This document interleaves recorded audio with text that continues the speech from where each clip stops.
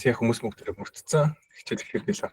Тэгэхээр өчигдөр болон дээр юу хийж байгаа гэхээр техник шинжилгээний хичээлүүд гээд бид нэр цувралын хичээл оруулж байгаа. Тэгээд хичээл маань болохоор техник шинжилгээний мастер анги гэдэг энэ хичээл орж байгаа. Тэгээд эхний 6 хичээл одоогийн байдлаар орсон. Тэгээд ерөөсөө яг альбасаар хичээлүүд дээр видео тайлбар хийх учраас 7 хоног болгоны 2 дахьад яг энэ хичээлүүдийг бүгд нэг нэгээр нь ярилцаад дуусгах төлөвтэйгээр энэ хичээл маань хэлж чинь. Тэгээд мэдээж энэ бичлэг бас нээж тавигдана. Тэгээд хүмүүс нь үзэх боломжтой. Тэгээд хамгийн ихний хичээл маань юу байсан бэ гэхээр DAO theory буюу монголоор бол DAO-ийн онол гэх мэтлэн иймэрхүү юм яригдаад байна. Тэгээ яг хуу зээл би өөрөө бэлдэж явахдаа л яг энэ DAO онлын тухай уншсан болохоос биш яг боддоор одоо чинь юу гэдэг ярилцаад явж явах нэг тийм чухал одоо заавал DAO гэж хийн тэр гэж мэдэх шаардлага юм бол байдгүй. Зүгээр гол нь бидний яг энэ техник шинжилгээтэй холбоотой үндсэн ойлголтуудын ер нь бол эхлэл суурийг тавьсан хүмүүсийн нэг гэж ер нь бол үздэг юм байна л да. Тэгээд 1899-с 1902 оны хооронд Wall Street Journal хэвлсэн ийм өөрхөн цуврал байгаа байхгүй. Тэгээд нас орсныхан дараа William Hamilton гэдэг хүн цувралын өргөжлүүлэг ерөнхийдөө бол 29 он хүртэл бичээд явсан гэж байна. Тэгээд дараад нь 32 онд Robert Ria гэдэг хүн жишээ нь нэгтгэхэд ном болгосон түүхтэн тэргээд ярьж байгаа. Тэгэхээр ер нь ягаад техник шинжилгээ сурах гэдэг юм? Ягаад ер нь техник шинжилгээ хэрэгтэй юм бэ гэдэг асуулт нь илүү чухал асуулт байгаа байхгүй. Тэгээд миний хувьд бол яг ингээд анх 16 оноос жишээ нь крипто харилцаанд явж байхад бол нэг сүртэй тийм техник шинжилгээ хийн гэхээс илүүтэйгээр зүгээр л CoinGecko, CoinMarketCap ороод чинь ингээд хашуудаа зүгээр гараал явдаг гэхээс одоо нэг иймэрхүү шалт хардаг гэхээс биш сүртэй жишээ нь юу гэдэг юм. Индикатор ашиглаад 300-400 зураад нэг явдггүй байсан. Тэгээд CFA бэлдээд явж ирсэн болохоор ч тэр юм уу илүү нөгөө зах зээлийн фундамент тал руугаа, макро тал руугаа харах нь илүү чухал юм байна гэдэг тийм бодолтой байсан байхгүй. Тэгээд яг хуу сүүлийн 2 жил техник шинжилгээ ер нь илүү тэгэр хэрэглэх гэж оролдоод ягаад тэгэхээр оошн харилцаж эхэлснээс хойш техник шинжилгээ хийх чухал юм байна гэдгийг илүү ойлгож эхэлсэн байхгүй. Тэгээд ягаад тэгэхээр оошн датан дээр хүнслээд судалгаа хийх маань өөрөө ч гэсэн нэг төрлийн техник шинжилгээний арга гэж бодож болохоор байгаа байхгүй. За тэгвэл ягаад ер нь чарт хөрөнгө оруулагч нар хараад идэгин ягаад ер нь техник шинжилгээ хийх чухал юм бэ гэдгийг хэдүүлээ би баг зэрэг бол ярилцах гэж оролдъё. За хэдүүлээ биткойн хаан шиг харъя л да. Тэгэхээр зах зээл дээр байдаг нэг чухал онлуудын нэг нь болохоор юу вэ гэхээр нэг бидний ер нь ойлгох ёстой чухал юм нь юу вэ гэхээр одоо чинь биткойн дээр жишээ аваад ярих юм бол биткойныг бол дэлхийд даяар хүмүүс арилжж байгаа байхгүй. Тэгээд бид нар ч гэсэн ингээл арилжаал Монголоос хүмүүс арилжаал, Америкаас хүмүүс арилжаал, Хятадаас хүмүүс арилжаал. Дэлхийд даяар ингээ хүмүүс арилжж байна. Арилж байгаа хүн болгоны хувьд чинь худалдаж авж байгаа хүний хувьд худалдаж авж байгаа нэг шалтгаан байгаа. Юун дээр үнэлж авж байгаа тийм. Зарж байгаа хүний хувьд юун дээр үнэлж зарж байгаа юм бэ гэдэг шалтгаан бас мэдээж байгаа.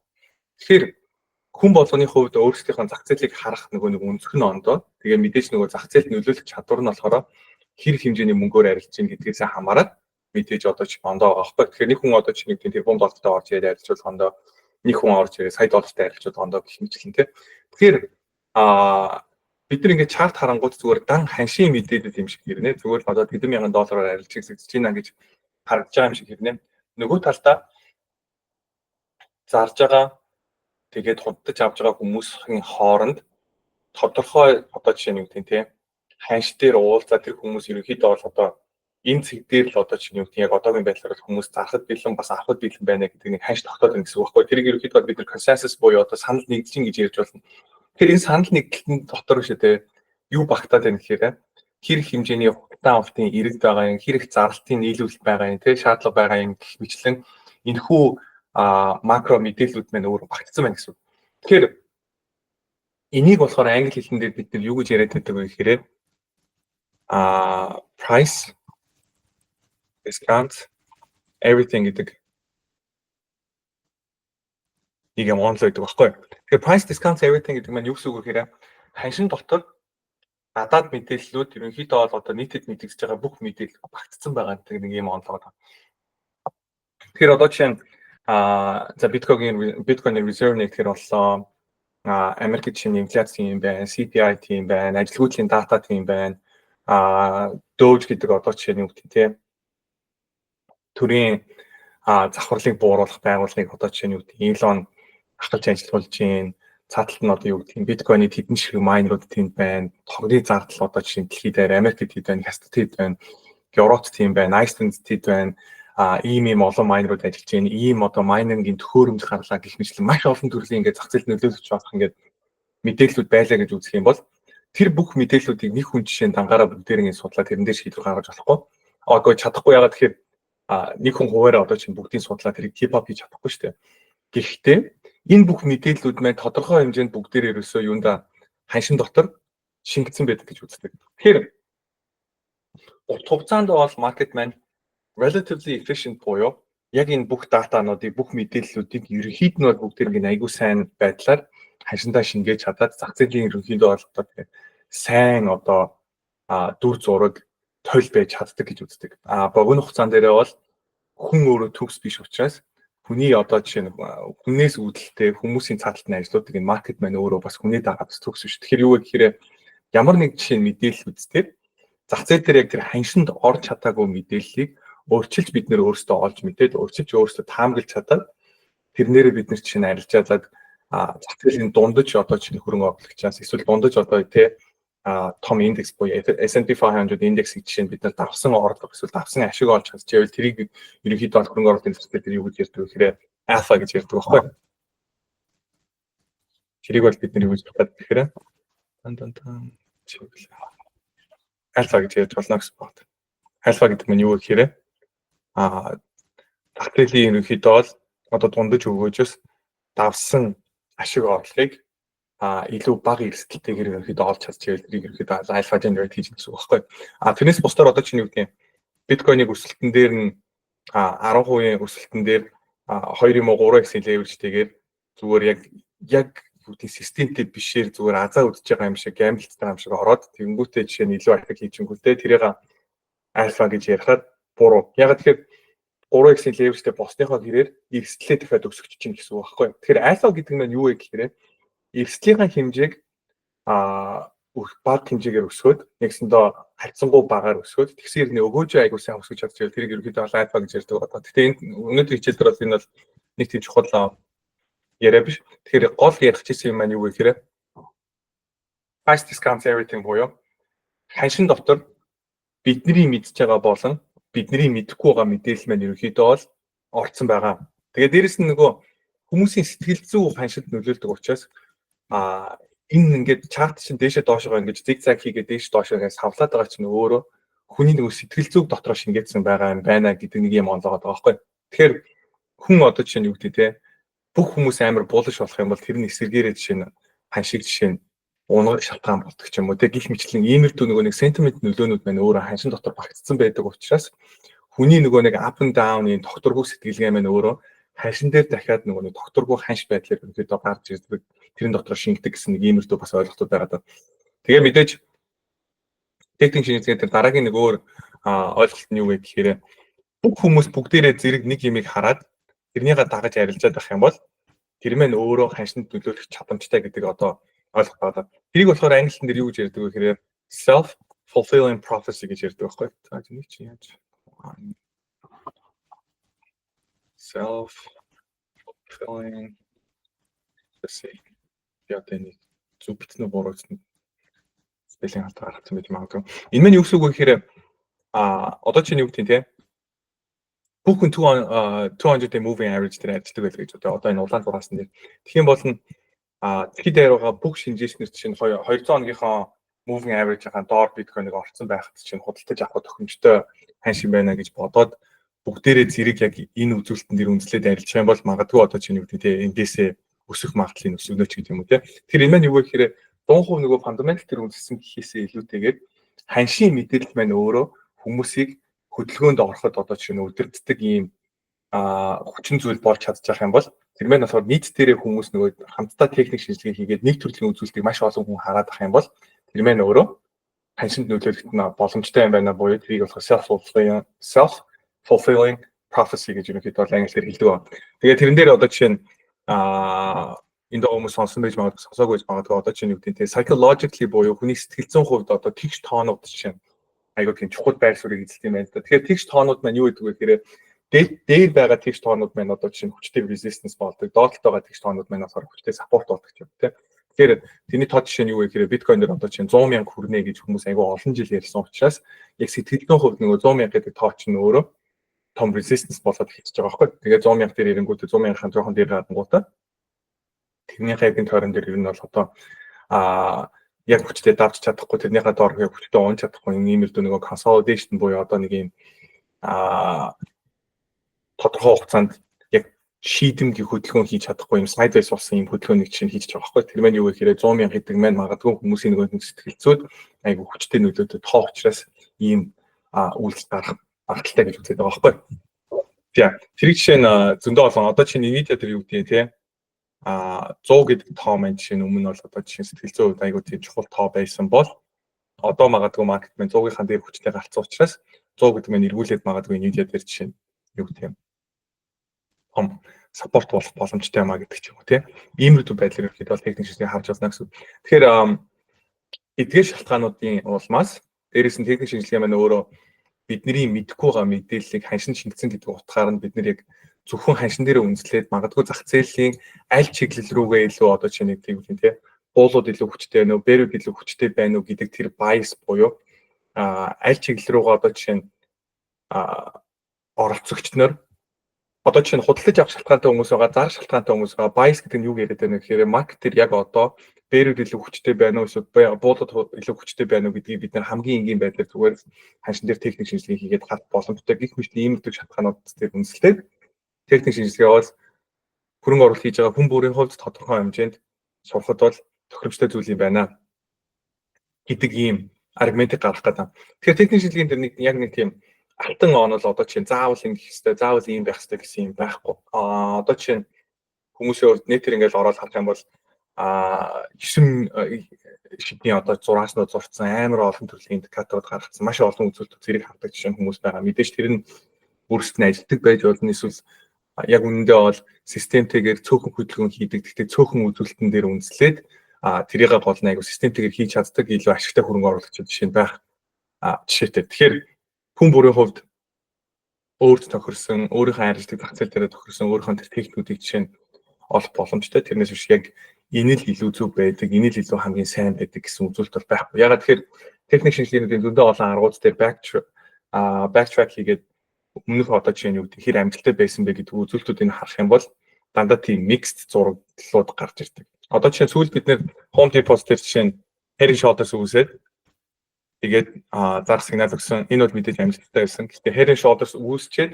амжилтгүй болсон арилжаануудаас байх жишээтэй. Тэгэхээр энэ болгон дээр юу вэ гэхээр магадгүй Home Depot-ийн хувьд одоо чинь Head and Shoulders үүсгчээд унах уугүй юу гэдгийг илүү өндөр ихтэйгээр арилжахын тулд жишээ нь магадгүй хүмүүс volume ханддаг болно тийм арилжааныхны volume-ыг хараад энэ чинь хэр байна гэж хардаг байж болно. Ocean data хардаг байж болно. Эсвэл fundamental талаас нь хардаг байж болно. Эсвэл macro болон geopolitical талаас нь хардаг байж болно. Саяны жишээ нь Трампын Мексик, Канад дээр одоо чинь татваруу 50, Канад дээр чинь нэмээд татвар 50 мэтлэн иймэрхүү датанууд маань магадгүй миний бодлоор Home Depot-ыг нэлээд сулрахад бол нөлөөсөн болов гэж би бол бодоод байна. Давхар бас макро талаас нь харах юм бол DC, Florida, тэгээ Texas гэх мэтлэн мужууд найл гэдэг нөгөө үйл хөдлөлгөөрөнгийн ханшууд унаад эхэлсэн. Дээрээс нь түүх эдийн зардлын ханш өсчөнгүүд нөгөө нэг home builders буюу байшин барьж байгаа, байшин засдаг хүмүүсийн хувьд зардал нь өсөж явчихгод энэ зах зээл дээр нэг жоохон тийм сааралт орж ирэх магадaltaй болчихж байгаа байхгүй. Тэгэхээр fundamental төр зураг маань иймэрхүү харагдчихсэн. Дээрээс нь техник талаас бодож жишээ нь юу гэдэг нь Head and Shoulders үүсгэсэн юм чинь. За магадгүй энэ шорт гайгүй ажиллаж магадгүй юм байна гэж бодож болох байхгүй. Тэгэхээр техник шинжилгээ хийхээр зөвхөн техник шинжилгээ хийгээд арилдаг гэсэн үг биш. Тэгж арилдаг хүмүүс байгаа. Миний хувьд бол тэр жоохон учир дутагдaltaй юм болов уу гэж би бол хувьдаа боддог. Гэхдээ өнгөрсөн 2 жилийн хугацаанд миний хувьд ажилласан техник шинжилгээ заавал хүний сурах хэрэгтэй хамгийн том шалтгаан юу вэ гэдэг дээр шүдэ би өөр аргумент гаргая. Тэрний юу вэ гэхээр шүдэ хэдүүлээ хөрөнгө оруулалтыг жишээ нь шүдэ гурван төрлийн алхам болгож хуваах гэж оролддог байна. Нэгт нь болохоор би бол юу гэж хэлэх гээд байна гэхээр судалгаа гэж хэлэх гээд байна. Нэгт нь судалгаа. Хэдүүлээ яах вэ гэхээр одоо чинь хувьцаач байсан түүх хийдэж байсан, coin байсан эхлээд хэдүүлээ яах вэ гэхээр судалгаа юм. Судалгаа хийлээ. Хоёрт нь болохоор судалгаан дээр үндэслээд өөрийнхөө олж мэдсэн датан дээр үндэслээд хэдүүлээ юу хийх вэ гэхээр энэ дээр хэдүүлээ таамаг гадна. Гуравт нь болохоор хэдүүлээ юу хийх вэ гэхээр энэ гаргасан таамаг дээр үндэслээд биш те хэдүүлээ арилжаа хийнэ. Тэгээ энэ таамаг маань болохоор нэг төрлийн энэ дотроо юу н орчиж байгаа гэж үзгээд нэгээр trade ID буюу арилжааны санал маань өөрөө энэ дотор орчиж байна гэсэн. Арилжааны санал маань ороод ирж байна гэсэн. Тэгээ өнгөрсөн хугацаанд ер нь бол айгу хийж анх бол одоо чинь юу гэдэг те би анх арилжаа хийх гээл гэдэг юм хөрөнгө оруулалт хийх гээл явж байхад яаж нөгөө зах зээлийг судалт юм бэ гэдэг айгу тийм сонирн байгаад гэсэн. Одоо ч гэсэн тодорхой хэмжээнд юу гэдэг хувьцаа яаж судлах уу, макро яаж судлах уу гэдэг миний хувьд одоо жишээ нь нэмж сурах шаардлагатай юмнууд бол үргэлж байгаа. Хүн дугаас үргэлж сурах юмнууд үргэлж байдаг. Анх бол криптоор хэлчихсэн болоо би крипто жишээ нь яаж судалт юм болоо, шинэ төслүүд яаж судалт юм болоо, хүмүүс одоо чинь юу гэдэг те Ether гэдэг зоосон дээр буулж байгаад ах юм, XRP дээр буулж байгаад ах юм. Яагаад буулж байгаад байгаа юм бол ямар датан дээр үндэслээд эсвэл ямар мэдээлэл дээр үндэслээд хүмүүс тэгж бодоод байгаа юм бол гэдэг миний айгүй анхаарлыг татдаг гэсэн аахгүй. За тэгвэл судалгаа ингээд хийдэг ч юм уу те. Судалгаа гэдэг миний тохиол юу яриад нэхэр хөвчний юмнууд юм уншихыг л хэлдэг та. Нэг тийм амар сүртэй ингээл те хүмүүсийн бодож байгаа шиг статистик шинжилгээ хийгээл энэ тэр тийм байхгүй. Ер нь бол яг үнийг хэлэхэд хөрөнгө оруулалт хийгээд арилжаа хийгээд явж байхад хүнд ер нь сахилга бат дутна уу гэхээс биш ухаан их дутдаг зэ. Би бол одоо нэг ухаан муутай болохоор чадахгүй гэхээс илүүтэйгээр би сэтгэл зүйн хувьд өөрийгөө би доктортой байлгаж чадахгүй байгаа учраас сахилга баттай байхгүй байгаа учраас би сайн амжилттай байж чадахгүй байгаа юм байна гэдэг шийдвэр дээр хэн хүн хүрдэг болохоос биш миний толгой өрөхгүй байгаа юм байна гэж хэлэхэд бол ер нь бол нэлээд худлаа. Тэгэхээр хүн болгоны хувьд ер нь бол тодорхой хэмжээнд өөрийнхөө яг тэр зөв стайлаа болоод сахилга баттай хийж чадах юм бол хангалттай угаасаа оюуны потенциал угаасаа байгаа. За судалгаагаа хийгээс урчлаа. Тэгээд дараад нь юу гэхээр арилжааны ID боловсруулна. Арилжааны ID боловсруулалт сурахад бол тодорхой хэмжээнд бол төвхтэй юм шиг санагддаг. Тэгээд олон хүмүүс чадахгүй байгаа учраас одоо чинь юу гэдэг мөржүүртэй буулан шиг иймэрдүү хэвлэл иймэрдүү ID-нууд одоо чинь ийм группүүд илүү зах зээл дээр бас хүмүүсийн дунд хэрэгтэй юм байдаг юм болов уу гэж би бас боддог. Ягаад гэвэл миний хувьд би өөрөө ч гэсэн эхний 2 жил өөрөө ингэ өнчгөрөөрөө үздэг байж байгаа. Би 2 төлөв 3 дахь жилээсээ ер нь төлбөртэй юм newsletter-ууд, research paper-ууд энэ төр авч уншиж эхэлсэн баггүй. Тэгээд тэр надаас аягүй хэрэг болж исэн. Ягаад гэвэл тодорхой хэмжээнд нөгөө зах зээл дээр уудсан, надаас илүү туршлагатай осууд ингэ зах зээлийг яаж харж ийнэ гэдэг тэрэн дээр үндэслээд ID-г боловсруулаад тэр ID-га хуваалцсан нь ер нь аягүй тийм хүндэс хэрэгтэй юм шиг санагдсан баггүй. Тэгээд сүүлийн 2 жил би өөрийгөө ер нь бол яг опшн арилжаад мөнгө алдсныхаа дараа хамгийн ухаарсан том зүйл маань ерөөсөө энэ байсан. Нөгөө арилжаа хийх буюу энийг болохоор англиар бид нар юу гэж ярих гэдэг байгаа гэхээр биш үү те.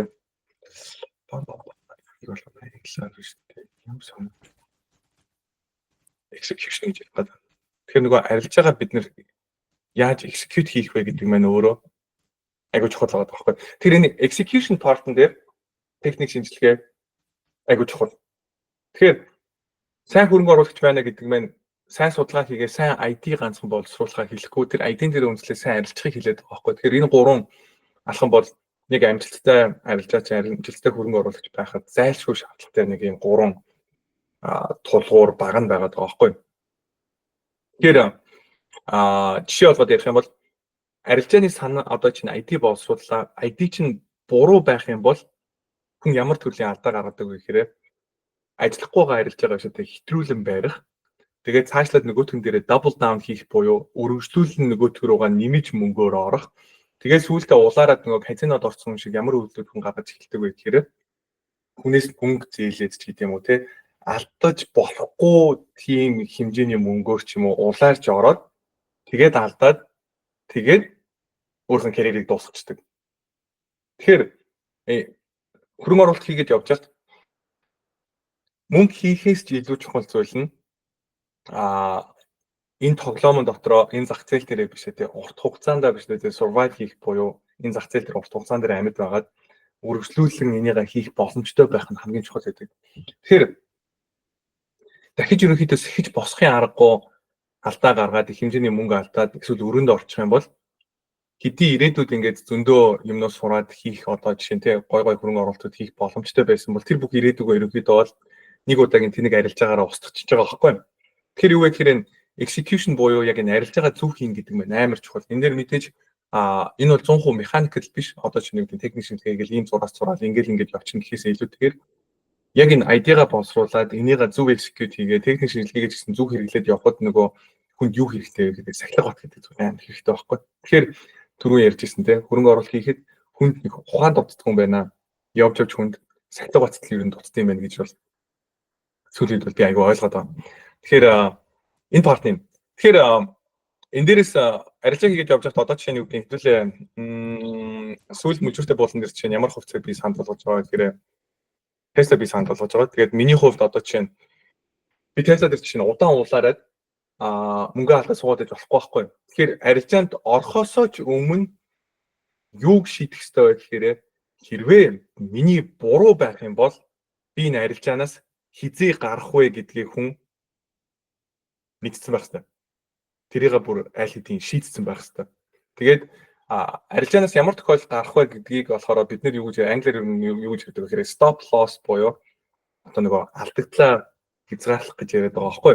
Тэгээд миний хувьд чинь юу гэдэг олон төрлийн хувьцаа койноо дагаад явдаг учраас би өөрийгөө мацаж магадгүй зүгээр stop loss тавьсан газараа зүгээр би чартн дээрээ зүгээр шудраг ингээд текстээр биччихдэг болсон байхгүй. Тэгээ надад энэ зүйлүүд айгүй амар санагдаад дараад окей би арилжаанд авах гэж явахдаа stop loss энэ тавигээ бодсон байсан ингээд өөртөө би санаачдаг байхгүй. Тэгээд техник шинжилгээ хийсний нэг давуу тал нь юу вэ гэхээр одоо чинь сүүлд үүсгэсэн ярол тэгээд ерөнхийдөө бол өмнөх volume profile болон ингээд юмнуудаа харах юм бол магадгүй энд ерөнхийдөө хүчин support байсан байж магадгүй байна. Энийгээ угаасаа stop loss level болгоод ашиглачи. Тэгээд эндээс арилжаа хийгээд явчих. Тэгээд магадгүй эндээс би бол нэг юу гэдэг тийм тэгшлээд сүүлд би олж исэн support буюу 330 хавцаа ерөнхийдөө өсөх боломжтой байна гэдээ дотроо бодсон байл гэж бодъё л доо.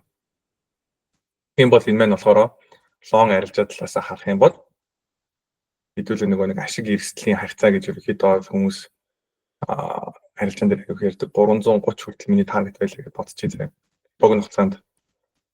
Тэгэх юм бол энэ маань ашиг эрсдлийн харьцаа маань 9.7-гийн харьцаатай болж гэсэн үг байхгүй. Тэгээд яг цэвэр хувьцаагаар арилжж байгаа хүн байх юм бол миний энэ stop loss болохоор би option арилжаан дээрээ тавьж байгаа. Spot арилжаан дээр бол миний risk tolerance арай өндөр. Risk tolerance гэдэг нь юу гэсэн үг вэ гэхээр миний эрсдэд хүлээх чадвар арай өндөр байхгүй. Тэгэхээр би юу гэсэн үг вэ гэхээр магадгүй би Tesla-г энэ хүртэл унтсан байсан ч би бол юу вэ гэхээр байхад бэлэн спотер авсан байгаа Tesla бол. Тэгээд энэ тохиолдолд risk reward-ийн харьцаа маань болохоор 1.5 болоод арай бага болоод арай attractive биш болоод явчихж байгаа байхгүй. Option арилжааны хувьд болохоор option маань юугаараа илүү эрсдэлтэй байдаг вэ гэхээр спот дээр жишээ нь юу гэдэг хувьцааны ханш 20% унах юм бол та оруулсан мөнгөнийхөө 20%-ийг алдсан шүү дээ. Option дээр болохоор нөгөө strike price, expiration date-тэй учраас энэ маань өөрөө нэг төрлийн leverage-тэй арилж байгаа байхгүй. Тэгээд зүгээр нэг future арилжахаас юугаараа ондоо вэ гэхээр option маань өөрөө дуустах хугацаатай учраас strike price гэсэн иймэрхүү ойлголттой учраас нөгөө нэг theta буюу цаг хугацааны үнц гэдэг байна. Тэгээд цаг хугацаа өнгөрөх тусам нөгөө юм илэгдэж хуучирж байгаа юм шиг нөгөө нэг option маань өөрөө үнэ алдаад ингээ илэгдээд идэг байхгүй. Тэгэхээр хүссэн чиглэл рүү ойрын хугацаанд богино хугацаанд явахгүй бол тэр арилжаанд байгаад байх маань нөгөө арилжаа чинь дандаа өөр юм хэсэг арилжаад байдаг. Тийм учраас айгүй эрсдэлтэй байдаг учраас stop loss болсон, take profit энэ левелүүдээ айгүй тийм нарийн харж айгүй тийм хурдан хөдөлгөөнтэй гэх юм уу эсвэл нэг тийм жоохон сүрчмаа байх нь айгүй зүг байдаг. Нэгсэндээ арилжаанд орлоо, арилжаа чинь богино хугацааны дотор биелэхгүй л тэрэн дээр нэг улаарад жишээ нь барих гад араас нь давхарлж мөнгө хийх гэдэг шаардлага байхгүй зүгээр өөрийнхөө эгогоо хаяад багчууд айгүй зүгээр байдаг байхгүй. Тэгэхээр өнгөрсөн хугацаанд би юуг айгүй ойлгосон бэ гэхээр миний зөв ч байж болно, буруу ч байж болно. Миний буруу байх юм бол би зөв байх гэж хичээд байх шаардлагагүй. Зүгээр өөрийнхөө тавьсан байсан stop loss ч гэдэг юм уу те. Техник шинжилгээгээр үндсэн байсан өөртөө тавьсан одоо өөртөө би гэрээ хийгээд байгаа байхгүй юу. За инхээ би шиг ингээд хэдэн доллараар орлоо. Эндээс би бүтэхгүй бол энд гарна, бүтэх юм бол би энд ашиг аавна гэдээ би өөртөө хилцээр хийсэн. Тэр өөрийнхөө хилцээртэй би үнэж байгаад өөртөө үнэж байгаад би сахилга бацтай байгаад найрлж байгаа би энэ цэг дээр гарна гэдэг тэр шийдвэрүүдийг би гаргаад нэг гэсэн үг байхгүй. Тэгэхээр ийм шийдвэрүүдийг гаргаад системтэй энийгээ хийхэд техник шинжилгээ туслаад байна гэсэн үг. Тэгэхээр техник шинжилгээ маань өөрөө жишээ нь юу гэдэг moving average-ууд хараад RSI гэдэг иймэрхүү левелүүд бүгдийг нь хараад тэр маань болдогч бай, болдгооч бай. Хамгийн гол зүйл нь юу вэ гэхээр өөрийн чинь хувьд боломжтой гэж бодож байгаа арилжааныхаа хөлбөрийг боловсруулад хаана гарах вэ? Хаана алдагдлаа хүлээх вэ гэдэг энэ түвшнүүдэд тогтооход чинь техник шинжилгээ тусалж байгаа учраас энэ бол хүн болгон хэрэглэх шаардлагатай зүйл гэж бол би сүүлийн үед бодож эхэлсэн. Тэгэхээр юу вэ гэхээр техник шинжилгээнд дэр хүмүүс тэгж ярьдаг. Надад RSI чинь шудлаа, MACD чинь шудлаа гэдэг юм уу. Тэгээ би ер нь бол тэгж боддог хүмүүс энийг байсан байхгүй. Тэгээ миний хувьд болохоор одоо нэг индикаторндаач биш, нэг чухал зурааснуудтай ч биш. Хамгийн гол зүйл нь юу вэ гэхээр техник шинжилгээнд дэр үндэслээд илүү сахилга баттай, илүү зөв арилжах боломжийг танд олгож байгаагаар энэ бүх туул маань хөрөнгө оруулалт хийж байгаа хүн болгоны хувьд тодорхой хэмжээнд сурах хэрэгтэй, эзэмших хэрэгтэй зүйл юм байна гэж ер нь сүүлийн боддог болсон. Тэгэхээр техник шинжилгээнд дэр миний хийж байгаа хамгийн том pitch энэ ийм учраас техник шинжилгээ хүн болгон сурах хэрэгтэй юм байна гэж миний хувьд одоо чинь юу гэдэг та тийг ятг гэд намайг хүн хэлэх юм бол би бол ингэж л ятгахаар одоо. За доо гэдэг он руу ингээд буцаад тэгээд эхний хэл маань доогийн онлын тухай утсан. Тэгээд доогийн онл дээр ер нь бол гол ярьж ирсэн юмнууд маань юу вэ гэхээр хаш бүх мэдээллийг агуулдаг энэхүү концепт маань ер нь бол ингээд энэ дээр орж ирж байгаа. Тэгээд та бүх маань мэдээж ороод уншиж болно. Инх манлцэг.com дээр энэ бүх мэдээлэлүүд маань байгаа. Инх манлцэг.com гэдэг яаж бичих мэдэх усуд байгаа л инх манлцэг.com энэ сайт дээр байгаа. Энэ маань өөрөө миний Twitter-ийн юзернейм баггүй. За тэгээд 3 төрлийн тренд байдгаа гэж нөхөр тааш үзчихсэн юм байна. Тэгээд 3 төрлийн тренд нь болохоор юу вэ гэхээр анхдагч хөдөлгөөнүүд, тэгээд хоёр дахь хөдөлгөөнүүд, тэгээд өдөр тутмын хэлбэлцэл. Тэгээд анхдагч хөдөлгөөн гэдэг нь болохоор илүү тийм том урт хугацааны айгуу тийм хүчтэй том трендүүд яриад. Одоо чинь бид нэр болохоор 2009 оноос эхэлсэн, 2008 оны хямралын дараа эхэлсэн, одоо 16 жил үргэлжлэж байгаа bull market гэдээс одоо байна гэж хэвлэл ярьж байгаа байхгүй. Тэрэн дотроо жишээ нь хоёр дахь хөдөлгөөн буюу жижиг ийм уналтууд гэж болсон. Одоо 2018 онд том уналт болж исэн. 2020 оны ковидын үеэр том уналт болж исэн. 2022 онд хаа тий төв банк инфляцаас болоод hiking cycle гэсний дараа бас нэг хөөрхөн том уналт болж исэн. Гэх мэтлээ иймэрхүү нөгөө нэг том хөдөлгөөн доторх жижиг хөдөлгөөнүүд бас байдгаа гэж харж байна. Тэгээ мэдээж өдөр тутмын хэлбэлцүүд байд юм байна гэж ерөнхийдөө бол ярих гэдэг. Тэгэхээр нөгөө том одоо чинь bull market гэдэг маань юуг яриад байгаа гэхээр ерөнхий тренд маань болохоор одоо өсөлттэй байхыг хэлээд байгаа байхгүй. Тэгэхээр хэдүүлээ тэрийг юун дээр харж болох вэ гэхээр жишээ нь 7 хоногийн чарт за чиний харж байна гэсэн байхгүй. Тэгээ 7 хоногийн чартаа харах юм бол хэдийсээ Tesla ангар унсан ч гэсэн том дүр зургаараа бол Tesla маань өсөлтийн трендтэй байна гэж ерөнхийдөө харж байна гэсэн байна. Тэгээ өсөлтийн тренд маань өсөлтийн трендийг хамгийн энгийнээр юу гэж тодорхойлдог вэ гэхээр өмнөх тогтоосон хаяхаа эвдэж дахиад шинэ хаяуд хийгээд тэгээд унсан ёроолууд маань өмнөх ёроолуудаас дандаа дээшээгээ байгаад ерөнхийдөө бол том зургаараа дээшээ чиглэж явах юм бол энийг болохоор юу гэж ярьдаг вэ гэхээр өсөлтийн тренд гэж ерөнхийдөө ярьдаг. Одоо чинь юу гэдэг нь те уналтууд маань унахтаа ч гэсэн ёроолууд маань ерөнхийдөө бол урт хугацаанд бол дандаа дээшээ чиглэж идэг. Тэгээд хамгийн дээшээгээ all time high-удаа хийгээд хамгийн өндөр ханшуудаа хийгээд явуулдаг гэсэн тэр нь жоохон дээшээ чиглээд явж байгаа юм бол энийг ерөнхийдөө өсөлтийн трендтэй байна гэж харж байна. За энэ дээр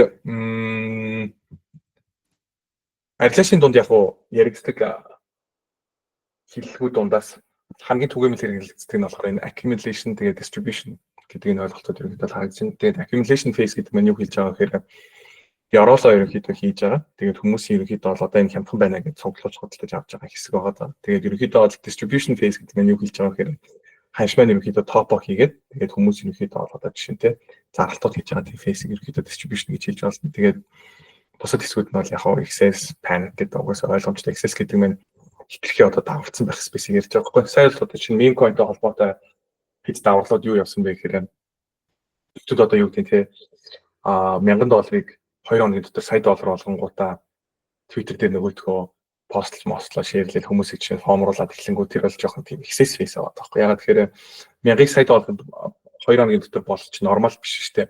Тэгж ер нь бол хүн болгон тэгээд бол бид нар юугээл ажил төрлөгээд амьдрах тийм. Тэгэхээр тэр face-ийг бол бид нар юу гэж харж болох вэ гэхээр нөгөө нэг excess face гэж харж байна. Тэгэхээр зах зээл маань өөрөө топ маань ойртоод ирэнгүүт хүмүүсийн сэтгэл зүйд юу болдог вэ гэхээр хүн юм одоо монголоор ярих юм бол хэд тийм давралт явдаг. Тэгээд Now криптогоочингийн ингээ видео хийдэг үеэс үеийг одоо чинь луна амир өндөр хажтай байсан үеийг харах юм бол миний сэтгэл зүйч гэсэн жоохон даварцсан байсан байгаа байхгүй тий. Айртууд энэ төр одоо яа тийм аа тий. Тэгэхээр юу вэ гэхээр иймэрдүү дүр зургууд ерөнхийдөө бол зах зээл дээр нэг оролцож байгаа оролцогчдоос ерөнхийдөө бол харагдаж эхэлдэг. Сая одоо чинь юу гэдэг нь Аргентины ерөнхийлөгч билий жишээ зоос гаргаад амар олон сайд болдог богино хугацаанд хийж мэгээл тэгээд хүмүүс тэрнээс нь бол мөнгө алдаад энэ төргээд энэ мань болохоор нэг юм боо ер нь бол жоохон топик харуулж байгаа тогтол ерөнхийдөө онхот ойртсон гэж харж ирсэн юм сайнууд байсан байгаа байхгүй. Тэгээд яг хүн дунд нь байхдаа харахад мэдхэд бас аягүй хэцүү. Ягаад тэгэхээр яг үүндээ нөгөө access phase нь яваад байгаа мó эсвэл нөгөө public participation буюу яг нэг өсөлт ерөнхийдөө нэг дунд хэсэгтээ ороод явж байгаа мөгүй юм уу гэдгийг хэлэхэд аягүй хэцүү. Тэгэхээр юу гэхээр тэгэл одоо ботод амархан байсан байх гэж хүн бодчихж болно. Гэхдээ яг үндэ бол тийм биш. Одоо чинь биткойныг сая 100,000 дээр бол хүн одоо чинь сая ингээд унаад 70 руу орж ирэхэд хүн чинь 100 дээр зарах нь бол ойлгомжтой л байж гэж хүн бодчихж болно. Гэхдээ яг 100 дээрээ яваад 107,000 105,000 хүрээд явж байхад нь хүн тэгж хэлэхэд аягүй хэцүү. Ягаад тэгэхээр дөнгөж буул маркетинг одоо дундаа дөнгөж ороод 150,000 руу магадгүй 200,000 руу 250,000 руу мацаад явж байхад нь хэдүүлээ. За одоо л болчлаа гэж гарч хэрсэл бас байгаад байгаа байхгүй. Тэгэхээр миний хувьд бол одоо чинь нэг биткойныг бол би бол энэ жил 150,000 руу явах юм байна гэж одоо ч гэсэн бодоод байгаа. Гэхдээ нөгөө хүний сэтгэл зүйтэй айгу сонин ханшаад байгаа хүний сэтгэл зүй өөрчлөгдөд явчихдаг. Одоо ч яг унаад эхлэнгүүд нэр үгүй бах та, bear market эхэлж байгаа бах та гэсэн иймэрдүү хүмүүсийн бодол ингээд төрөөд эхэлждэг байгаа байхгүй. Тэгэхээр иймэрдүү нөгөө нэг бодол дээр үндэслэх, сэтгэл зүй дээр үндэслэх хүн алдаанууд гаргадаг. Энэ алдаануудыг магадгүй техник шинжилгээнүүдээ хүн хийгээд иймэрдүү яг цэвэр ингээд нэг objectively дата болон чартан дээр үндэслэх хүн арилж гэж оролдох юм бол хүний сэтгэл зүйн алдаануудыг уулна бол бас багсаж өгөхөд туслах тийм хэмтэй байгаа даа. За энэ дээр яг хуу өөр нэг ойлголт нь болохоор юу гэхээр volume буюу арилжаалагдж байгаа нөгөө хэмжээг хэрэг чухал гэдэг юм бол онцлог байна. Тэгэхээр volume гэдэг нь юу вэ гэхээр хоногт хэдэн хувьцаа арилжаалагдж байгаа. Зоосон дээр бол одоо чинь хоногт хэдэн долларын жишээ нь зоос арилжаалагдсан гэх мэтлэнгээр иймэрдүү байдлаар ингээд volume-уудаа харах боломжтой. Тэгэхээр volume data маань одоо чинь юу гэдэг том хөдөлгөөн, том трендүүд эхлэхдээ айгу хүчтэй худалдаа авалтад орж ирээд их мөнгө орж ирээд худалдаа авалтад хийгээд явах юм бол тэр хөдөлгөөн минь одоо чинь юу гэдэг шин трендийн эхлэл байх боломжтой гэдэг иймэрдүү ерөнхийдөө ойлголт байдаг. Энийг үл зөндөө олон шинжээчнэр ерөнхийдөө онцолж ярьдаг. Миний хувьд бол яг volume дээр бол амар их анхаарал хандуулдаг. Гэхдээ сая жишээ нь өчигдөр байна уу өнөөдөр Nasdaq дээр хамгийн их одоо арилжаалагдсан түүхэнд хамгийн өндөр volume хийгээд put опшны болохоор volume нь бас түүхэнд хамгийн өндөр хэмжээнд хүрлээ гэх мэтлэн иймэрдүү датанууд бас гарч ирсэн. Тэгээ миний хувьд бол мөлдөртэй болон дээр өнөөдөр юм уу өчигдөр ерөнхийдөө бол local bot хийж ах шиг байна. Би бол local bot хийсэн гэж бодож ин гэж үндэслээд ерөнхийдөө чинь Tesla гэсэн санд болох хэрэгтэй. Тэгэхээр миний хувьд харж байгаа дата ондоо би болохоор VIX дээр үндэслээд тэгээд өөр ерөнхийдөө бол move болон VIX индексийг ерөнхийдөө хослуулсан өөрийнхөө хийсэн зохиосон индикатор дээр үндэслээд энэ төр ерөнхийдөө бол магадгүй энэ дээр ботом хийж байгаа юм шиг байна гэж бол ярьсан. Тэнгүүд бусад хүмүүс болохоор volume хараад дээрэс нь put option-ы чинь volume дээр хараад бас яг ижил төрлийн чинь дүнэлтүүд хийчихэнгүүд бас яг санал нэгдээд нэг талаас гоё л байгаа байхгүй. Тэгээд яг хүн болгоны хувьд хардаг өөрийн гэсэн ондоо индикаторууд, ондоо техник шинжилгээний аргууд байж болно. Ямар ч байсан өөрсдөө тэрийг аюу гэдэг тийм. Яг өөрийн чинь хувьд хэрэглэхэд аягүй тийм comfortable буюу нэг тийм ядаргаатай биш байнгын ерөөхдөө хараад чадаад доктортой ерөөхдөө хэрэглэж болох тэр аргуудаа ер нь олж авах нь аягүй чухал. Тэгээ зарим жишээ нь аргуудыг яадаг гэхээр би зарим нүдийг жоохон хэрэгэж харж байгаа. Тэгээ жоохон удаан юм шиг санагдахаар нь жишээ. Нэг сүртэй анхаарал хандуулахад болждаг. Одоо чинь юу гэдэг юм? Нэг хэсэг хэдүүлээ Coinbase Premium-ыг би чинь юунд дээр аягүй хардаг гэсэн аахгүй. Мөлтөртэй болсон дээр Coinbase Premium гэдэг нь юу яриад байгаа гэхээр Америкийн хамгийн том крипто арилжаалагчдаг exchange буюу Coinbase дээр бусад олон улсын exchange-үүд болох одоо Binance, KuCoin гэдэг юм уу, BitMEX энэ төрч гэдэг юм уу, юу лээ өөр чинь нэг бахан exchange-үүд гэдэг чинь тэр exchange-үүд дээр Bitcoin хоёрын хоорондын ханшин дээр Coinbase дээр нэг заримдаа нэг хэдэн доллар орч гэдэг юм уу, тодорхой хэмжээний хэмжээгээр илүү үнэтэй арилжаалагдаад хэлдэг байхгүй. Тэгээд энэ мань өөрөө нэг талаасаа юг харуулж байгаа гэхээр Америкийн зах зээлээс Bitcoin-ыг худалдаж авах эрэлт өндөр байна гэж харж байна. Тэгэхээр Америк дахь институтшнууд одоо том худалдаа авахчид хамгийн өндөр волюмтай, хамгийн бага слипчтэйгээр худалдаж авах ерөнхийдөө опшноо сонгож байгаа. Тэр нь бол миний бодлоор Coinbase байгаа байхгүй. Яг л хамгийн том хичээж юм учраас. Тэгэхээр Coinbase дээр зах зээлийн дундаж ханшаас илүү ханшаар биткойн арилжаал гэж байна гэдэг маань Америкээс орж ирж байгаа эрэлт маань ерөнхийдөө өндөр байна гэдгийг харуулна гэсэн үг байхгүй. Тэгээ нэг хэсэг бол яг нөгөө Coinbase Premium өдөр болгон хараад тэгээд ханшин дээр ерөнхийдөө бол хэд нөлөөтэй байх нь тэгээд нэмэлт байдлаар хардаг гэсэн. Тэгээд сүүлийн үед бол би тэгэд бол нэг тийм онцгийн ач холбогдол болж байгаа. Тэгэхээр богино хугацааны ханшийг л магадгүй таамаглах боломжтой болохоос биш. Яг нөгөө нэг хугацааны том хөдөлгөөнөөс тэр макро дүр зураг нь илүү чухал болохоос биш. Тэр Coinbase дээр $10 $20 биткойн илүү арилжаал гэж байна уу, бага арилжаанаар илэрхийлж байна уу гэдэг маань тийм ч чухал зүйл биш юм байна гэж би боддог болчиход байгаа. Ягаад гэвэл би өөрөө нөгөө leverage крипто арилжахаа болцсон. Ягаад гэвэл leverage крипто арилжахаар бас ингээл юу гэдэг хувьцаа опшн арилж ийсэн. Давхар энд бас ингээл leverage арилжаад тэрийг давхар менеж ингээд тэрнийхээ бүртгэлийг давхар Excel дээр хийгээд гэнгүүт надад айгу төвхтэй гадсан баггүй. Тэгээд тэрнтэй холбоотойгоор би түрүүчийн үгийг хэлсэн баггүй. Өөрийн хувьд comfortable буюу хит их өөрийг чинь стресс төлөхгүй, өөрт чинь тийм тааламжтай хэлбэрийг бас олох хэрэгтэй. Тэгэхээр арилжаач болгоно нөгөө өөрийнхөө стайлыг олох хэрэгтэй гэдэг маань тэр байхгүй. Одоо би жишээ day trade хийх гэж оролцсон. Day trade хийхээр хамгийн ядаргаатай юм надад юу байсан бэ гэхээр би ингээ 3 хүүхэдтэй болохоор хүүхдүүдээ ингээ сургуульд нь буулгаж өгөөл, аваад, охиноос цэцэрлэгт нөрөж өгөөл, цэцэрлэгээс нь аваад тэгээд явангууд байн ханш шалгах хэрэгтэй болчихгоо стресстэй байсан байхгүй. Тэгэнгүүт нөгөө техник шинжилгээ гэж байна. Day trade хийхээр надаа нөгөө уур чадвар дутаад эсвэл миний нөгөө юу гэдэг ухаан дутаад байна гэхээсээ илүүтэйгээр сахилга бат болон тэрийг хийж чадах амьдралын хэв маяг надаа дутаадсан байхгүй. Тэгээ тийм болохоор угаасаа бүтггүй байх гэж бодсон. Тэгэхээр юу вэ гэхээр хүн болгоны хувьд угаасаа өөрт тохирсон тийм инструмент, тохирсон угаасаа индикатор, тохирсон арга барил гэж угаасаа байгаа. Тэрийг өөрийнхөө лайфстайл дээр, өөрийнхөө зан чанар дээр үндэслээд хүн олдсон байна гэж ерөнхийдөө би сүүлд бол ойлгоод байна. За, эхний хичээл маань ийм байсан. Тэгээ техник шинжилгээтэй холбоотой ерөнхийдөө бол айгу тайлбар өгч чадуу гэж найдаж чинь. Тэгээд хоёр дахь хичээл маань болохоор юу гэсэн бэ гэхээр support болон resistance гэдэг ойлголт байсан. Тэгэхээр support болон resistance гэдэг ойлголтыг болохоор хэдүүлээ түрүүн хайлтын Tesla дээр чинь харж болох байсан. Тэгэхээр Tesla дээр болохоор юу вэ гэхээр одоо жишээ нь энэ дээр хэдүүлээ харъя л да. Энэ зураас дээр ирэхээр л одоо жишээ нь юу гэдэг те зэл гайгүй сэргээд байна гэж үзлээ гэж бодъё л да. Тэнгүүд энэ зураас хэдүүлээ юу гэж ярьж болох вэ гэхээр support юм байна гэж ярьж болно гэсэн үг байхгүй. Тэгэхээр энэ маань юу гэсэн үг вэ гэхээр тодорхой хэмжээний зах зээл дээр оролцогч нар энэ ханшийн төвшин дээр ч гэдэг юм уу энэ зураасан дээр ирэхээр худалдаж авах сонирхолтой хүмүүс байгаад байна гэж ерөнхийдөө уншиж байна гэсэн үг байхгүй.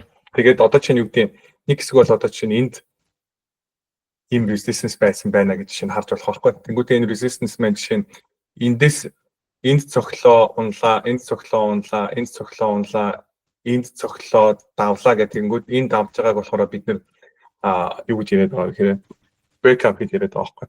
Тэгээ breakout-ыг Монгол хэлээр одоо бол юу гэж орчуулж хэлэх гээд нэг хэрэг дээшээгээ задран энтерл гэж ярих гэдэг. Тэгээд бусад яг хүмүүс яг юу гэж хэлдэг юм бол би мэдэхгүй. Миний хувьд бол би нэг задран энтер гэж хэлчихээ надад тохиромжтой шиг санагдаад байна. Тэгэл яг resistance-ийн зураас нь дээр задарлаа гэж ярих. Тэгээд зөндөө олон техник шинжилгээчнэр жишээ нь юу гэдэг те дээшээ задрахаа нь л арилжин бусдаар бол одоо жишээ нь юу гэдэг те confirmation авч заавал орно энтер гэж яриад байдаг байхгүй. Confirmation авч орно гэдэг нь юу яриад байна гэхээр дээшээгээ ингэж задраад энийхээ дээр ингэж тогтож чадна гэдгийг харуулахаар нь орно энтер гэж ярьдаг хүмүүс бас байгаад байдаг. Надад бол энэ жоохон миний туршлагаар бол одоогийн байдлаар бол надад нэг тийм амар давуу тал олгосон тийм арилжааны техник биш юм шиг бол надад санагдаад байна. Тэгээд яг энийгээ жишээ нь амжилттай хийгээд явдаг усуд бол мэдээж байгаа. Миний хувьд бол миний туршлагаас бол миний хувьд бол тийм биш. Яг энэ breakout-ыг яаж арилжах вэ гэдэг дээр хичээл бас оруулсан байгаа. Тэгээд тэр маань болохоор өөр ерөнхийдөө бол энэ техник шинжилгээ олон жил хийсэн шинжээчийн энэ тийм хичээл энэ дээр ерөнхийдөө бол үндэслээд тэндээс ерөнхийдөө санаанууд аваад тэгээд тэрийг оруулсан. Тэрнээс бусдаар бол би бол одоо чинь нэг тийм breakout арилждаг арилжаач юм бол биш. Зүгээр breakout хийх маань өөр breakout хийхийг жишээ нь хүлээдэг жишээ нь тийм таргет бол надад миний хувьд бол одоо бид жишээ нь байгаа. Би бол TLT дээр юу хүлээгээд байгаа гэхээр энэ чинь ингээд нэг юм range үүсгэсэн байгаа даа байхгүй юу. Тэгээ энэ range-ийг би бол дээшгээ задрах болоо гэж үзээд байгаа. Тэгээд ягаад би дээшээ задрна гэж үзээд байгаа вэ гэхээр макро үзүүлэлтүүд дээр үндэслээд сүүлийн үед ганцхан мэдээлэл дээр үндэслээд тэрийг сүүл жишээ нь вебинар дээр ярьсан энэ хичээл дээр заавал ярих шаардлага байхгүй. Зөвхөн ер нь бол нөгөө breakout гэдэг нь юу ярих гэдэг нь гэдгийг л энд тайлбарлах гэдэг. Тэгээд support болон resistance гэдэг ойлгом маань энэ channel дээр ерөнхийдөө бол харагдаж байна гэсэн. Энэхүү одоо энэ нэг хоёр шиг parallel дураасыг болохоор англи нэр бид нэг үгүй яриад нэг channel гэж яриад байгаа байхгүй. Тэгээд channel гэдгийг монголоор ярих юм бол одоо чинь нэг түүний сууг энэ гэсэн санаа байхгүй. Тэгээд энэ channel-ийн dot-ийн зураас нь жишээ support, date-ийн зураас нь resistance байж болно. Тэгээд ямар нэгэн одоо чинь хувьцаа asset маань тодорхой channel дотор удах юм бол тэр channel-ыг яаж арилж байгаа гэхээр channel-ийн dot нэрхийг хөдлөж аваад, дээр нэрхийг зараад, доор нэрхийг аваад, дээр нэрхийг зараад энэ болно гэсэн санаа байхгүй. Тэгэхээр бид энэ дээр ерөнхийдөө бол нөгөө support бол resistance гэдэг ойлголт байна орж байгаа. Тэгээд энэ хүү ойлголтыг бид нэр энэ дээр орсон байхээр энэ хүү хоёр дахь хичээл дээр орсон байгаа даа. Тэгээд энэ хөндлөн зураас сигнал зураасан дээр ерөнхийдөө бол би онцолж бас хэд хэдэн юмуд ярьсан байна. Одоо чинь ийм байгаа даа. Support бол resistance-ийг зургахдаа доор гаж ерөнхийдөө бол хоёр шиг цэгийг хооронд нь холбож зурвал сайн, олон цэг холбогдчихвэл нь тэр тусмаа сайн гэдэг нэг юм онол байгаа. За тэнгуү тийшээ те. Зураас болгон цэвэрхэн зурагдахгүй заяа. Хэдүүлээ энэ дэр ингээд зурх гээд оролт л да. За би бол нэг иймэр дэм зурчих гээд байгаа юм. За тэгэнгүүт өөр шинжээч орж ирээд жишээ нь биш те. Ингэж зурж болох байхгүй юу? Одоо дахиад нэг цэгээс аваад жишээ нь ингэж зурцсан байж болох байхгүй юу? Тэгээд одоо чинь юу гэдэг нэг ингэж зурцсан байнгут хинч орж ирээд чиний над ихний зурсан зураас ч худлаа энэ хоёр дахь нь илүү зөв байна. Эсвэл хоёр дахь нь худлаа эхнийх нь зөв байна гэж хэлж чадахгүй байхгүй. Ягаад тэгэхээр олон цэгүүд холбогдсон. Тэгээд энэ хоёр дахь нь жишээ нь энд бол айгүй clean энэ зохиол шууд өссөн байгаа шүү дээ гэх мэтлээ. Тэгэл энэ зохиол шууд өссөн ч гэдэм үү те. Тэгэхээр нэрээ боломжийн юм шиг те. Нөгөөд нь болохоор 1 2 3 удаа ерөнхийдөө энэ дээр л тогтсон байгаа байхгүй. Тэгээд дараад нь дөрөвт дээр хурж ирээд энд нэг тогтцоод тэгээд доошоо ингээд тогтож чадахгүй брейк хийгээд ингэ явцсан байх жишээ те. Тэгэнгүүт энэ мөн юм шиг те. Тэгэхээр энэ сигнал хэлбэртэй яг энэ тэгшхэн биш иймэрдүү зураас ашиглаж support болон resistance зурах маань юугаараа эрсдэлтэй байгаад байгаа гэхээр яг хүн болгон яг энийг адилхан зурахгүй байх эрсдэл байгаа. Бид нар болохоор юу хүсэж байгаа гэхээр яг миний энэ харж байгаа төвшинг том institutional investor-ууд ч гэсэн харж байгаасаа гэж бодоод байгаа байхгүй. Ягаад тэгэхээр миний support гэж бодож байгаа төвшинг өөр бусад хэдэн мянган шиг одоо чинь те хөрөнгө оруулагч шинжээчнэр бас адилхан хамтдаа support гэж бодож итгэж явах юм бол тэр төвшин дээрээс ганцхан би худалдаа авалт хийхгүй надаас өөр гадна дахиад мянган худалдаа авалт хийх юм бол үнэхээр тэр support нь жигнэс support гэж таараа зах зээл мэд хэцэг дээрээс өсөх магадлал байна гэсэн санаа байхгүй. Тэгэхээр нөгөө support болон resistance зургатад ганцхан би нэг өөртөө зориулж зураад ганцаархнаа нэг юм сэрүүн зүйдлээд мөрөөдөд байгаа даа биш. Энэ маань бусад оролцогчд нар үнэхээр зах зээл дээр байгаа том тоглогч юуг харж ийнэ гэдгийг бид нэг талаас харах гэж та оролдоод байна гэсэн үг байхгүй. Тэгэхээр техник шилжгээний маань бас цаатал байгаа чухал нэг философи нь энд явж байгаа байхгүй. Тэгэхээр юу гэхээр ийм сигнал зураасуудыг бид нэр яг consistently яг амар л цэвэрхэн яг илт ойлгомжтой биш бол сигнал зураас хэрэглээд айгүй түүхтэй л. Харин эсвэргээрээ нөгөө талдаа хөндлөн зураасууд болохоор илүү ерөнхийдөө л одоо чинь юу гэх цэвэрхэн зурагдах тохиолдол байдаг. Одоо чинь за биткойн хэрэглэх цэвэрхэн зурагдах юмуд харагдаж байна. Энэ юу вэ? Баахан дуртай. За энд одоо жишээ нь ийм спорт байгаа байхгүй. Нэг шигтэй хэвлээ. Ингээд зурч. За энэ улгар шар зургастай.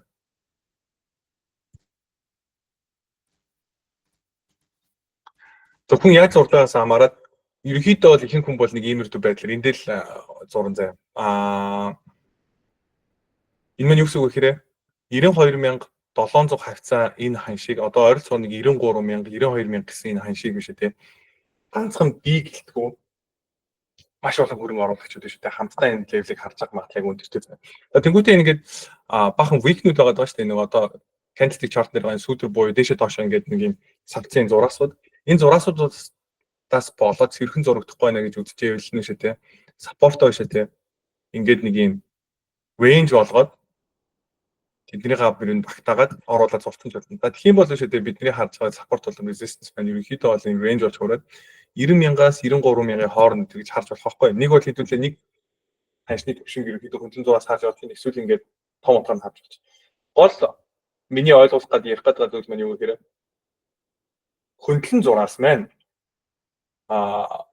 янз бүрийн тийм дигнал зураасуудыг болвол support болон resistance талдаа илүү consistent буюу илүү зөв байх магадлал илүү өндөр. Тэгээд энийг ерөнхийдөө одоо техник шийдлүүд хийсэн зөндөө олон судалгаанууд дээр харахад хөндлөн зураасууд маань илүү магадлал өндөртэй support болон resistance байх магадлал илүү өндөртэй байна гэдэг тийм төв зурглууд гарсан байгаа. За тэрийг болохоор би хувьдаа болохоор тайлбарлах гэдэг нь хэрэг хөндлөн зураас дурлаад амархан алдаа гарах магадлал бага. Ягаад гэвэл тэр чинь угаасаа хөндлөн учраас бүгдээрээ 180 градусын налуутай юм зураасууд байгаа учраас ганцхан би гэлтгүү энэ зураасыг дэлхийд байгаа бүх биткойн арилтайгаа усад харж байгаа. Тэгэхээр энэ левелийн доор орсныг хүн болгоо ерөөхдөө бол bearish гэж үзэж байгаа. Энийхээ дээрээ тогтоод гараад ирэх юм бол хүн болгоо энийг бол bullish гэж үзнэ гэдэг дээр бол хүн болгон санал нэгдэх байхгүй. Тэгэхээр энэ төвшин маань арилжаан дээр магадгүй чухал нөлөөтэй ханшийн төвшин байж магадгүй байна гэдэг дээр бол бид нар бол санал нэгж олно гэсэн үг байхгүй. Тэгээд энийг яах вэ гэхээр энэ дээр ингээд трейдинг хэрэгэлдэг усуд байхаа бол айлртын төв нэмээд энэ ханш дээр хурж ирэх юм болно. Гар утсан дээр чинь нөө биткойн нийтээр орчлоо доор орчлоо гэдэг өөрчлөлт чинь ерөнхийдөө бол мэдгэцгийн төвшнүүд дээр тавьчаад тэгээд энэ дээр үнэлээд арилжаад явна гэсэн үг байхгүй. За биткойныг шүү тийм bearish байгаа хүн бол одоо чинь юу хүлээх вэ гэхээр энэ төвшин дээр хурж ирэхээр зарахыг хүлээгээд гэсэн үг байхгүй.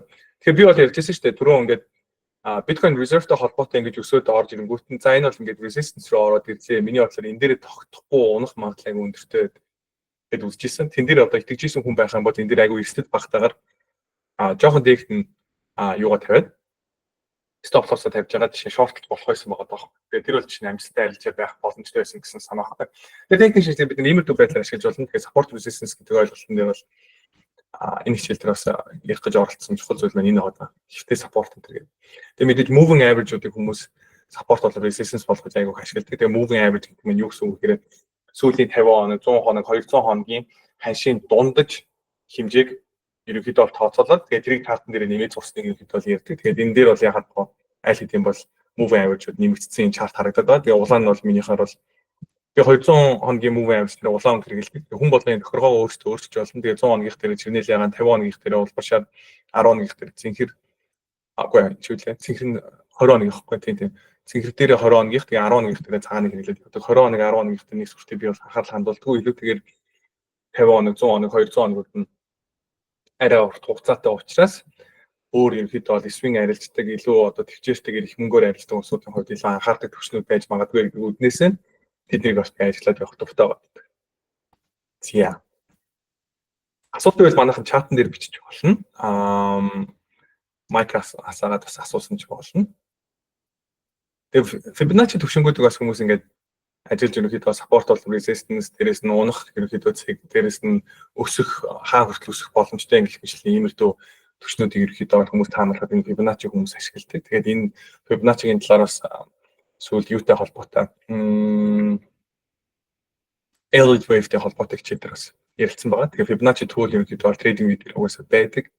Хэдүүлээ жишээ нь юу гэдэг хамгийн сүүлд тогтсон яваргалыг хамгийн сүүл тогтсон юутай харьцуулаад топтой харьцуулаад тэгээд биткойны хувьд бол сүүлд бол юу гэхээр 50% correction-ээр орж ирчээд тогтсон гэж үзэж байна. Тэгээд алтан дундч дээрээ дахиж одоо 0.61.8 гэдэг нь алтан дундч дээр ирье гэдэг юм бол энэ маань ямар хашиг болох гэдэг юм гэхээр 74,000 тэгээд энэ нь болохоор өмнөх ерөнхийдөө бол топтой нэлийн давтаж байгаа байхгүй. Тэгэхээр магадгүй энэ 74,188 гэж одоо энэ дээр харагдаад байгаа ойролцоогоор 74,000 гэдэг маань дараагийн том support авах магадaltaй гэсэн үг.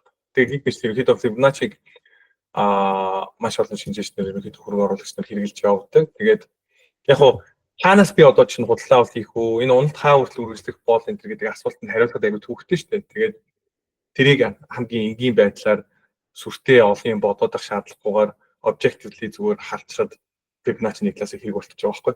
Тэгээд тэр утгаараа надад бол хэрэгтэй юм шиг санагддаг. Гэхдээ миний хувьд бол гоо энэ заавал Fibonacci хэрэглэн Fibonacci лин дээр нэгж бол би бол хандгүй байгаа. Тэгэхээр энэ дээр дахиад л нөгөө хуу хүний өөрийн чинь сонголт итгэл үнэмшил өөр чинь юу таалагдж ийн гэдгээр л бараг илүү хамааралтай байгаа байхгүй.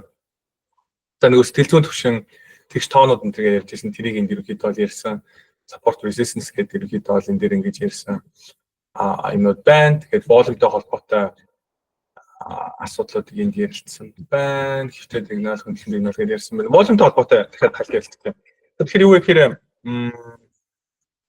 бид нар volume-ыг болохоор тухайн өдрийнх нь арилжаалагдсан хэмжээнүүдийг энэ доотлын volume баарнуудаас бар чартнаас ингээ харах боломжтой бол тухайн ханшин дээр хэрэг хэмжээний арилжаа явсан бэ гэдгийг бид энэ хөндлөн volume-аас харах боломжтой. Тэгээд энэ хүү индикатор маань болохоор VRVP гэдэг юм дээр байгаа. VRVP гэдэг ийм нэртэй индикатор байдаг. Тэгээд энийг ерөнхийдөө трейдинг дээр оруулаад тэгээд нэг чимбалгаас хаадаг. Тэгээд хамгийн их арилжаалагдсан ханшин дээр ийм шар зураас ингээд автоматар ерөнхийдөө миний тохиолдолд дээр бол ингээд зураад явчихдаг. Тэгэнгүүт энэ маань юу гэсэн үг гэхээр сүүлийн байдлаар энэ 100,000 руу орж ирээд ингэж явбал дунджаар хамгийн их арилжаалагдсан ханш байна 96389 байгаа байхгүй.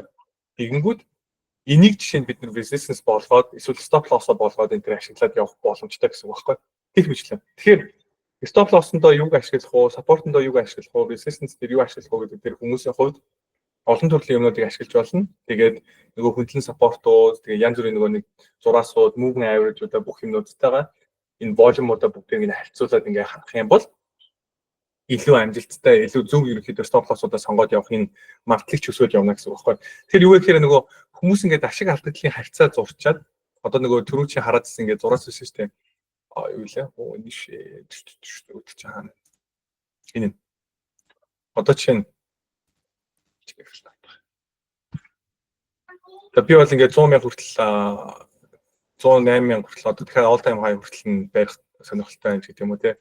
Тэнгүүтээ stop арилж байгаа юу гэдэг нэг арын харилцаатай болох гээд хүчнээд тэгэнгүүтээ stop loss-оо 80,200 дээр тавьсан байлаа гэж бодъё л та.